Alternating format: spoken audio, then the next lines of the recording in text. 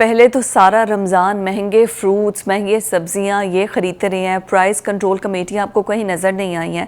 अब ईद पर होने ये जा रहा है कि आपको मज़ीद 5 रुपये महंगे फ़ी यूनिट के हिसाब से बिजली मिलेगी। 4 रुपये 92 पैसे जो उन्होंने 8 पैसे छोड़े हैं ना, बुखारी साहब ये भी हुकूमत की करम नवाजी है कि उन्होंने 5 रुपये पूरे नहीं किए। वही हुआ कि आपने डायरेक्ट टैक्स जो है वो इकट्ठा तो इसी तरह कर सकते हैं ना, आपने ये इनडायरेक्ट टैक्स को इकट्ठा करने की सूरत हाल है जो आपने अपने अल्ले तल्ले पूरे नहीं ख़त्म नहीं करने, आप इस तरह आवाम से पैसे निकालें, IMF की शर्त पूरी करें। ये जो आपने पैसे बचाने वाली बात की है ना, पहले इसके ऊपर तबसरा कर लेते हैं। मेरे ख्याल से 8 पैसे आपने देखा होगा बाटा के रेट्स। अच्छा, वो जूती होती है 499 रुपए 99 पैसे की ताकि 500 का फिगर ना आए। 500 तो ये बाटा के रेट जो है ये चला रहे हैं। क्या एग्जाम्पल दी आपने? उनको चलाने दीजिए जनाब। गुजारिश ये है कि PDM की जब हुकूमत थी 16 महीने के लिए, तो महंगाई के हवाले से जितनी गालियाँ पड़ी हैं, मेरा ख्याल है पूरी तारीख उठा के देख लें आप, किसी हुकूमत को माजी में इतनी गालियाँ नहीं पड़ी होंगी जितनी उन्हें पड़ी, और उसकी उन्होंने कीमत भी चुकाई है। जो उनके गढ़ में से जो उनके स्टॉलवर्ड्स हारे हैं, वो सिर्फ उनकी 16 महीने की वो परफॉर्मेंस थी। उससे सबक सीख के मेरा ख्याल ये था कि मुस्लिम लीग की क़यादत जो है हुकूमत नहीं लेगी, लेकिन ये जो चस्का है ना इक़्तिदार का, वो हर हालत में हमने इक़्तिदार में जाना है तो भुगतेंगे भी वही। क्योंकि पीपल्स पार्टी अब सियानी हो गई है। उसने जो गालियां खाई ना PDM में साथ इनके मिलके, उनका अब हमने नहीं खानी। ठीक है जी, लिहाजा उन्होंने कहा कि हम तो जी मिनिस्ट्री में नहीं आ रहे, हुकूमत आप खुद चलाएं भाई साहब, आपकी बड़ी मेहरबानी होगी। सारी आईनी अहम स्लॉट्स उन्होंने अपने कब्जे में कर ली हैं, और जितनी गालियां खाने वाली वजारतें हैं और जितने भी वो सारे मंसूबे हैं, उस सब के लिए उन्होंने नून लीग को कहा कि जनाब ये संभालिए आप। और हमारी नून लीग जो है और उसकी क़यादत इतनी जल्दी में थी कि उन्होंने ये नहीं सोचा कि क्या होगा, किस किस्म की सूरत हाल है। जान छुड़ाने का आसान रास्ता ये था कि जनाब वो कहते PTI से कि जनाब आपकी सबसे ज़्यादा सीटें हैं, आप हुकूमत बनाइए, हम तो नहीं बना रहे जी। अगर PTI इनकार कर देती तो इलेक्शन दोबारा हो जाने थे। मेरे ख्याल से नून लीग ने ये सोच के वो ऑप्शन नहीं अपनाया कि कहीं ऐसा ना हो कि हम इन सीटों से भी जाएं, खत्म हो जाए दोबारा कुछ भी ना मिले। हाँ जी, मेरे ख्याल से ये बात कहनी चाहिए। और इस बात का और किसी को इदराक नहीं था, नवाज शरीफ को शायद इसका इदराक था। हाँ बिल्कुल, और अभी भी उन्हें नजर तो यही आ रहा है, उनकी बॉडी लैंग्वेज और वो जितने खामोश है ना, उनको पता है असल में ये जो इक़्तिदार है ना, ये बड़ी जालिम चीज़ का नाम है। आप उनके किसी यानी अहम स्टॉलवर्ड्स को फ़ोन करके कहेंगे जनाब आपसे बात करनी है, वो आपसे एक शिकायत करनी थी, उन्हें इतनी तौफीक नहीं होगी कि वो दोबारा कॉल करके पूछ लें आपसे कि जी क्या आपको तकलीफ़ है। हाँ, क्या वजह? मेरा ख़ास तौर से हवाला जो है वो परवेज़ रशीद साहब की तरफ है, जिन्हें मैंने खुद फ़ोन किया था, लेकिन उनके पास ना वक्त है ना वो समझते हैं कि ये ज़रूरी है कि मेरे जैसे जर्नलिस्टों को मुँह लगाया जाए। तो वो बहरहाल जो भी उनकी पॉलिसी है वो भुगतेंगे भी वही, हमने नहीं भुगतना वो। अब वो इक़्तिदार में आए हुए हैं और महंगाई की एक के बाद दूसरी जो शॉक वेव्स आएंगी ना जी, उसके बाद उनके साथ क्या होगा वो हम भी आप भी अगर उनके मनपसंद बातें करें ना, हम भी देखेंगे। आप मनपसंद बातें करें और लोगों की बात ना करें, उनके लेकर चले अगर पॉलिसी को, तो आपको भी इफ्तारियां करवाएंगे, बुलाएंगे। देखिए गुजारिश ये है कि आम आदमी जो है, जो पहले से ही जला बुझा बैठा हुआ है, जिसके बजट की बर्बादी हो गई, जिसके लिए घर चलाना मुमकिन नहीं है, आप क्या कर रहे हैं? आप उसको 90-90 हज़ार रुपए का बिजली का बिल ठोक रहे हैं।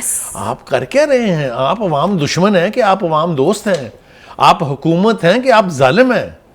मतलब है शर्म आनी चाहिए बिल्कुल मेरे ख्याल से इस वक्त की हुकूमत को कि हर 2 दिन के बाद 3 दिन के बाद एक नई शॉक वेव, इस बहाने से जी IMF ने ये कर दिया, भाई IMF ने ये कर दिया। ओ भाई साहब, फिर आप आए काहे के नहीं है? आपकी हुकूमत IMF ने चलानी है या आपने चलानी है? इलेक्ट करके आपको भेजा है कि IMF को भेजा है? जवाब आपने देना है या IMF ने देना है आके? ये सारी बातें जो हैं ये समझ आनी चाहिए। आंखें बंद कर ले अगर कबूतर बिल्ली को देख के, तो इसका ये मतलब नहीं है कि बिल्ली नहीं है। मैं वॉर्न कर रहा हूँ PMLN की क़यादत को कि आप पर बुरा वक्त आने वाला है। आप अपनी पॉलिसियों को देख लीजिए। आप कोलिशन गवर्नमेंट में अगर हैं तो स्टेक होल्डर्स साथ बनाइए उनको। ये जो आपने उनको आईनी ओहदे दे के समझ लिया है कि अब आपको कोई पूछने वाला नहीं है, तो आने वाले दिनों में बहुत ज़्यादा इंतजार करने की जरूरत नहीं है, गत बनने वाली है। आप कह तो रहे थे कि पीपल्स पार्टी बहुत जल्दी ज्वाइन करेगी, वो ज़्यादा दूर तक रह नहीं सकती कैबिनेट से। देखिए, वो उस वक्त तक इक़्तिदार से इनके साथ शरीक होने से दूर रहेगी जब तक ये सारे अनपॉपुलर फैसले नहीं कर लेते और सारी गालियाँ समेट के अपनी गठड़ी में नहीं डाल देते। राइट। उसके बाद भी ये मिन्नत करेंगे उनकी क्या है, जनाब हमारे साथ खड़े हो जाएं, तब वो इन पर एहसान फरमाएंगे। ओके। वो जिसको कहते हैं कि ज़रदारी सब पर भारी, वो बात दुरुस्त साबित हो गई है एक बार फिर। अच्छा, अगर आप कह रहे हैं कि स्टेक होल्डर्स को भी बीच में लेकर आएं ताकि ये वजन अपने सर पे ना उठाएं, तो मतलब होगा क्या? स्टेक होल्डर्स भी अगर आ जाते हैं, महंगाई तो उसी तरह रहेगी ना। वो देखिए, तो सिर्फ अपना वजन डिवाइड कर रहे हैं। मैंने सिर्फ इस एतबार से कहा कि अगर महंगाई होती रहेगी, गालियां पड़ती रहेंगी, तो कम से कम शेयर करने वाला तो हो ना गालियां कोई। वो गालियां देने वाले में तो वालों में तो ना शामिल हो जाए ना, जिनके साथ आपने इतने इतने बड़े कंप्रोमाइजेस किए हैं। एक बात। दूसरी बात ये है कि ये महंगाई की जो लहर है, ये रुकने वाली नहीं है। My God. अभी आपको एक किस्त मिली नहीं है 1.1 बिलियन डॉलर्स की, और आप मिड टर्म मुआहदा करने जा रहे हैं उनके साथ, और उसके लिए वो इतनी बड़ी बड़ी आंखें दिखा रहे हैं, ऐसे ऐसे खौफनाक मुतालबे कर रहे हैं कि मुझे समझ में नहीं आती कि ये हुकूमत अफोर्ड कैसे करेगी। आप जाएं जनाब, आप IMF में के पास जा रहे हैं, हमारे वजीर ख़जाना साहब ने आज ये नवीद सुनाई है कि मैं जा रहा हूँ, तो जाके झोली भर के लाइए जनाब। इस मुल्क के मसाइल हल करना तो आपकी जिम्मेदारी है। सऊदी अरब से जो होकर आए हैं, तो ये कोई हमास? देखिए, सऊदी अरब इनको कैश तो अब नहीं दे रहा। वो जो अल्लाह वास्ते के फंड्स आया करते थे, वो तो बंद हो गए, इसलिए कि उनके पास भी इसका जवाज है बंद करने के लिए। साहब का हुकूमतों ने जो सलूक उनके साथ किया, अब ये तफसील में हम जाएंगे तो ये बात फिर किसी तरफ निकल जाएगी। ठीक है। अगर आप जिनसे तवक्को रखते हैं कि वो आपकी मदद करें मुश्किल वक्त में, अगर आप उनकी लीडरशिप के बारे में हर्जा सराई करेंगे, जहर अफशानी करेंगे, तो फिर आपको वहाँ से तवक्को नहीं रखनी चाहिए। फिर ये होता है कि रास्ते से जहाज भी वापस ले लिया जाता है। समझ गए ना मैं क्या कह रहा हूँ? जनाब, ये बिजली, साहब, अगर महंगाई की हम बात कर रहे हैं, पाकिस्तान स्टॉक एक्सचेंज के अंदर मंदी नहीं है, बल्कि उसमें बेहतरी है, वो हाईएस्ट पीक पॉइंट पर है। उसके बावजूद भी हम महंगाई में इस तरह से इन्फ्लेशन में नीचे हैं। ये तो क्या इंतहाएं हैं? वो जो एक फैसिलिटेशन काउंसिल बनी है, जिसमें एस्टेब्लिशमेंट की भी भरपूर नुमाइंदगी है। जी। ओके।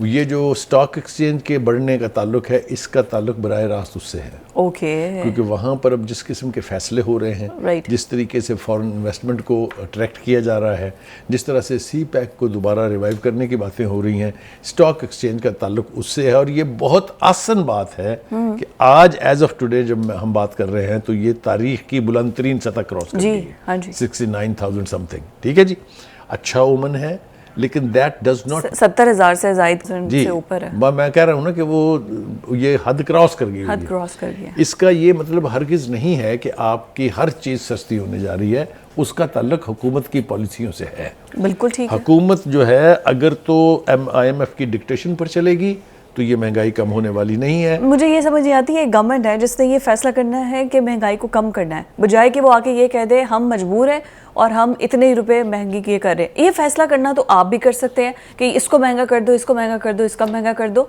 देखिए, ये तो कोई भी कह सकता है, ये आसान नुस्खा है। हाँ, कोई भी लेकिन जिन्होंने आपको वोट दे के भेजा है ना, उनके सब्र को ना आजमाए। मैं फिर आपको एक बार कह रहा हूँ, यही बात है कि जल्दी फैसले करें, ऐसे फैसले करें कि जिससे कम से कम आम आदमी को रिलीफ मिले।